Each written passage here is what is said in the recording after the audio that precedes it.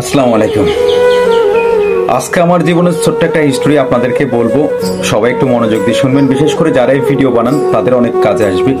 আমার হাতে স্বর্ণের একটা রিং দেখতেছেন, আর এখানে 1 2 3 4 5 6 7 8 9 10 11 12 13 14 15 16 17 18 19 20 21 22 23 24 25 26 27। এখানে 27,000 টাকা দেখতেছেন। 2020 সালে, মানে আমি 2016 সালে ভিডিও স্টার্ট করেছি 2020-এর দিকে।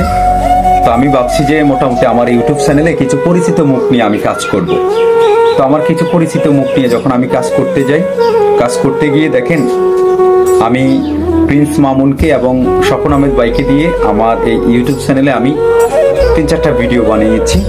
তো জানেন, তাদেরকে যখন কাজ করে তাদের একটা পেমেন্ট দিতে হয়। যদিও স্বপন আহমেদ ভাই আমার কাছ থেকে কোনো টাকা নেন নাই, প্রিন্স মামুনকেও আমি তেমন বেশি টাকা দিতে হয় নাই।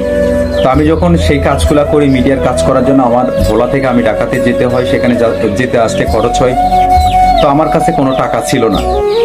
তো আমার মায়ের যে গয়না বিক্রি করে একটা স্বর্ণের একটা রিং বিক্রি করলাম, একটা চেইন ছিল সেটা বিক্রি করলাম। তো কেন যেন হঠাৎ করে মনে হয়েছে যে মায়ের যে আংটি এবং চেইন বিক্রি করে আমি আমার ইউটিউব চ্যানেলের জন্য কাজ করেছি। এখন মনে হয় আমার সময় হয়েছে আমার সেটা মাকে ফেরত দেওয়ার জন্য, যেহেতু আল্লাহ আমাকে সেটা দেওয়ার মতো তৌফিক দিয়েছেন। তার জন্যই আমার মায়ের হাতে আমি হ্যান্ড ক্যাশ 27,000 টাকা দিয়ে দিব, আর স্বর্ণের এই রিংটা দিব। Success is a not a shortcut. আমি যখন আমার মায়ের রিং কিংবা চেইন বিক্রি করছি, সেটা একমাত্র আমার ছোট ভাই জাকির খান এবং আমার বাবা জানতেন। কিন্তু যদিও ইনভেস্ট করেছি মায়ের আংটি এবং চেইন বিক্রি করে, মনে করছি মোটামুটি ভালো একটা টাকা ইনকাম করতে পারবো। আমি যে শর্ট ফিল্মগুলো করেছি সেটা আর চলে নাই, তেমন একটা ভিউ হয় নাই। যদিও আমি 50,000 টাকার মতো ইনভেস্ট করেছি। 50,000 টাকা ইনভেস্ট করার পরে আমার মনে অ্যারাউন্ড সব কিছু মিলে 8-10,000 টাকার মতো তুলতে পারছি, যে পরিমাণে ভিউ হয়েছে। কিন্তু বাকিটাই আমার লস ছিল।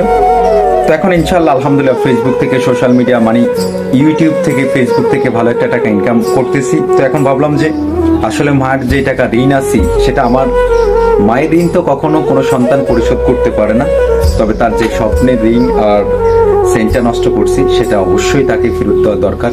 তার জন্য আজকে ভাবলাম যে এটা মায়ের হাতে তুলে দিব।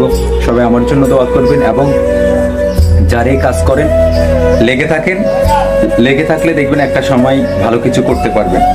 দেখেন, আজকে আমার এই পজিশনে আসতে আমার 10টা বছর সময় লাগছে।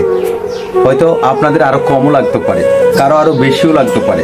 তবে আপনি যদি লেগে থাকেন, পরিশ্রম যদি করেন, পৃথিবীর সব কিছু বেইমানি করবে। আপনার পরিশ্রম, আপনার ঘাম কখনো আপনার সাথে বেইমানি করবে না, যার প্রমাণ আমি নিচে পেয়েছি। দেখেন, আজকে আমার যে নাজিম খান প্যাশন হাউস দেখতেছেন, এটা আমার ফেসবুক এবং ইউটিউবের টাকা দিয়ে করা।